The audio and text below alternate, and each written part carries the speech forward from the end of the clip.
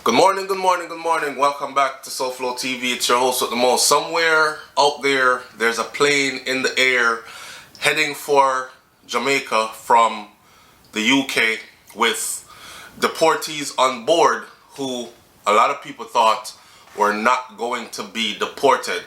That was the news that I got yesterday. Was that... Let me fix this camera real quick. If you notice, I did a video yesterday and a lot of people were saying, SoFlo, the flight was stopped. The protest worked. And of course, the people were saying, this is people power. This is people power. You come out in numbers and you show them right around the corner from where the Prime Minister lives. And he knows we're out here. Well, I don't think that Britain will ever allow black people to assemble in big numbers and beat up their chests and talk about this is people power and then give you what you want. That flight took off this morning. I did some research and the flight certainly took off this morning. Here's the discrepancy, because a lot of us are confused. Some people are still going to put in the comment section and say, no, SoFlo, the flight didn't take off. It's still there in London. The flight took off. BBC News reported this morning that the flight took off. Last night, you had The Guardian and you had other entities from the UK that were walking you through the legal steps that were going on, and the flight was supposed to stay. A judge did order that the individuals, 56 individuals, were not supposed to be on that flight. And I said, well, they said 50-something people were coming, and if the judge said 56 were not supposed to be on the flight, I'm sure the flight's not going to fly all the way from England with just 2 people on it or 3 people on it. So the flight now come. We're all confused. Did the flight take off? Did the flight not take off? The Telegraph this morning, Jamaican deportation flight of criminals takes off despite appeal court order. Do you see that headline? Jamaican deportation flight of criminals takes off despite appeal court order. The judge had ruled that offenders could not be put on that flight at 6:30 a.m. Flight chartered on Tuesday, which is today, unless Home Office could prove that they had full access to lawyers. Did they have full access to lawyers? We don't know, but we know now that the flight took off. Watch this. It's early morning. I gotta sip my tea in. I'm old school. It's some mint tea. A planned deportation flight to Jamaica has taken off, despite a Court of Appeal judge ordering the Home Office not to deport many of the detainees amid concerns over their access to legal advice. So the phone lines had went down and cell phones were unavailable to these detainees. They were locked up without phone contact to get to the outside world to say, hey, could I get a lawyer to defend me in here, possibly get me out because they're trying to deport me. It's their right. And since sometime last month, those phones have been down. The cell phones and landline phones have been down. They haven't been able to get to anybody. So based on that right there alone, solicitors, lawyers, people have been saying, even we did a video and we said that's foul. If you're going to send them, send them. But if they're going to go through your legal process, then put them through the legal process. Well, the plane of deportees has left England heading for Jamaica. They could have postponed the flight and made sure that everybody had legal advice or whatever, and then still deport whoever they wanted to deport. But they had to make a point that we're not pausing anything, we're not stopping anything, we're going ahead. Even if it can be deemed illegal, once you get on that other side, over there, over into Jamaica, we'll fight. You can fight it from there. They know you will have limited to no resources to fight it from there. So, out, and there you go. It is understood that a total of 17 people were deported this morning instead of 56.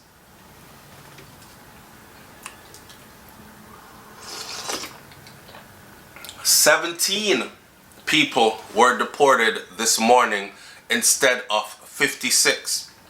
That means they probably took out the worst of the worst. Manslaughter, murder, gun possession, that type of stuff. That's what they would call the worst of the worst, and sent those 17 people who probably did have access to an attorney and were still not able to save themselves. Those 17, I mean, from 56 to 17, that's a big number, right? All right. Those deported had been jailed for a total of 75 years combined. So 17 divided by, or 75 divided by 17. I'm on the slow this morning because I'm pulling out my pen, I'm pulling out my calculator, and I want to do the math because I want to see exactly the average number of years between each person. So 75 divided by 17, and the average person, the average number of years in lockup for these 17 people that are coming in on the flight is about 4 years on average. It is understood that a total of 17 people were deported this morning. So the flight still took off and people still got deported, but it was 17 instead of 56. Okay? And the average person jail time that they had done, wow. So 39 people were saved. 39 people were saved. Those deported had been jailed for a total of 75 years combined for offenses including rape, firearms charges, means you get catch with gun in England, Great Britain, or GBH, I don't know what GBH is, and supply of Class A drugs. A total of 25 people were removed from the flight because of the injunction. The Prime Minister, official spokesman, said there are 25 foreign national offenders who the courts rule could not be removed and therefore still in the country because they have to have a legal process conducted. So 25 were removed from the flight, 17 gone. So today we can look forward to seeing 17 deportees from the United Kingdom land in Jamaica. The offenses which these people were responsible for include manslaughter, firearm offenses, 7 violent offenses, 2 which are in the category of rape or sexual offenses, and 14 drug offenses. Bella Sankey Detention Action wrote on Twitter that a number of people clearly covered by the order had been removed to the airport. Earlier, she said, "We are delighted that tonight the Court of Appeal has twice stood up for fundamental rights and access to justice. If the government wants to show strength and leadership, it will now reflect with humility and accept calls for its flawed detention and deportation system to be fundamentally reformed." On Monday evening, the Home Office was ordered not to deport anyone that was held in 2 of the detention centers close to Heathrow. Colnbrook and Harmondsworth, amid concerns mobile phone outages had prevented access to legal advice. Lady Justice Simler said those detainees should not be removed unless the Home Office is satisfied that they had access to a functioning non-O2 SIM card on or before February 3rd.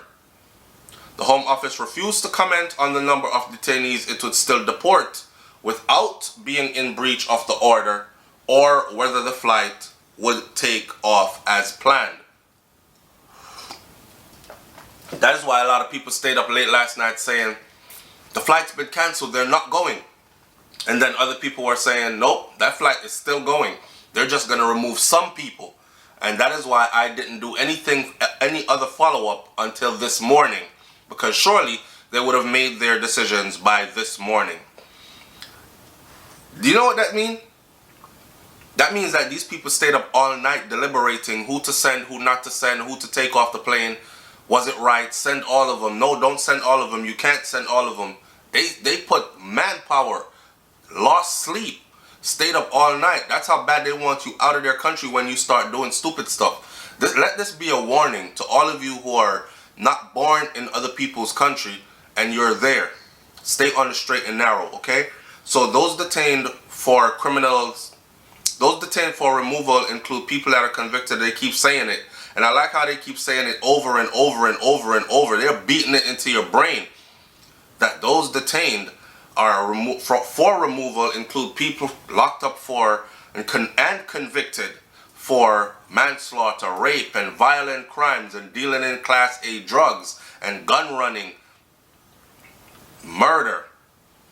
So the UK Borders Act means that criminals can be deported if the criminal was convicted in the UK, if the criminal was jailed for 12 months or more, if the sentence is a single sentence for a single conviction, if the criminal was serving that sentence on or after August of 2008, if the criminal had not previously been served with a deportation order notice prior to August of 2002.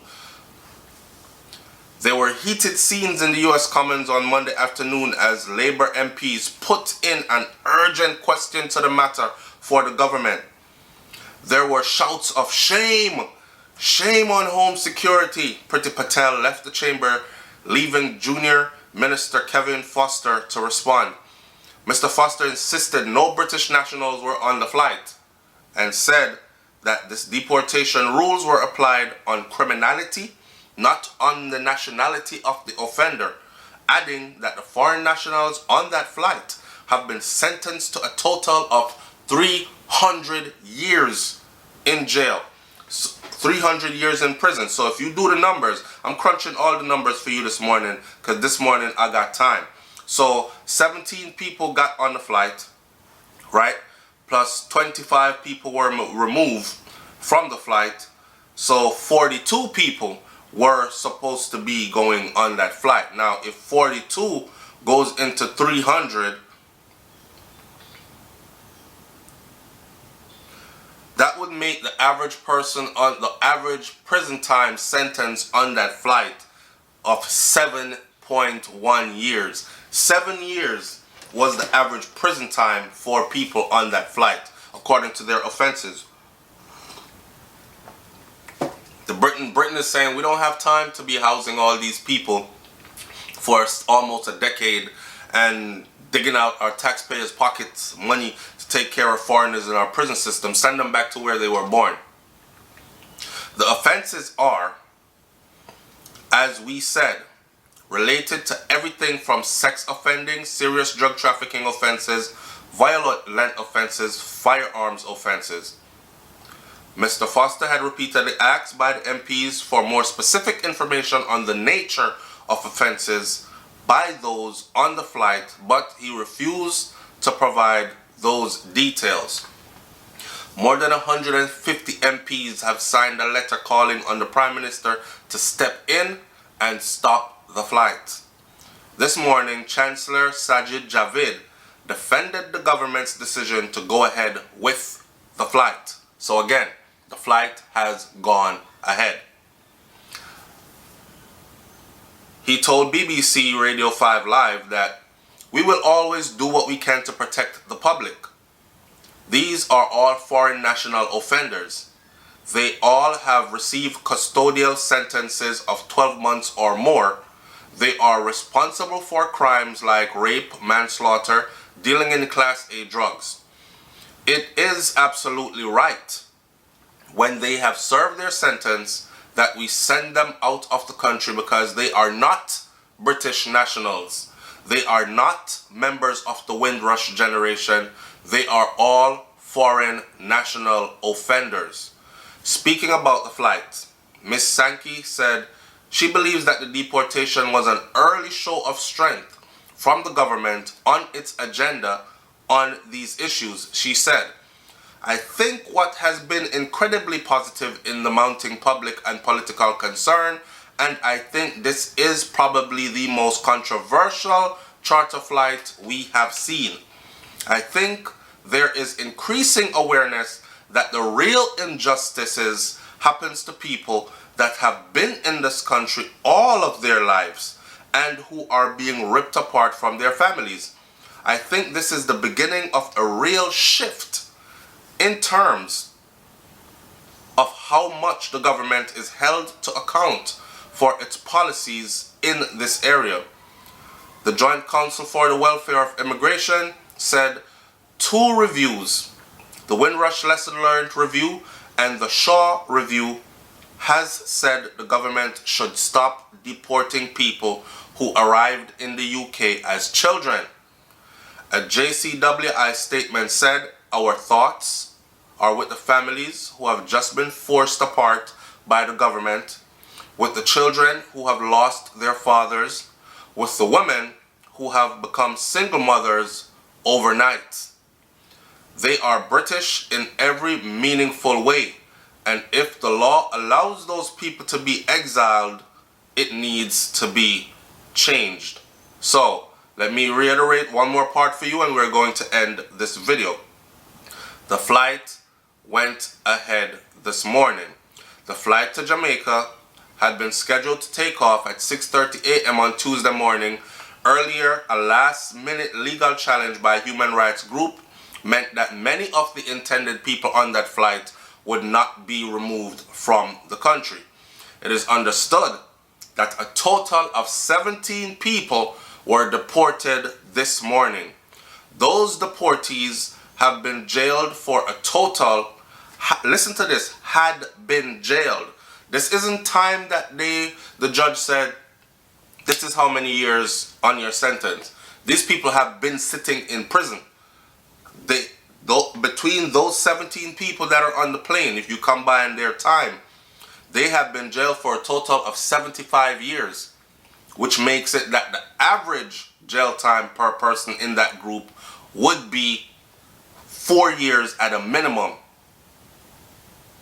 for offenses, and this is the 17 on the flight, for offenses including rape, firearms offenses, GBH, and supply of Class A drugs.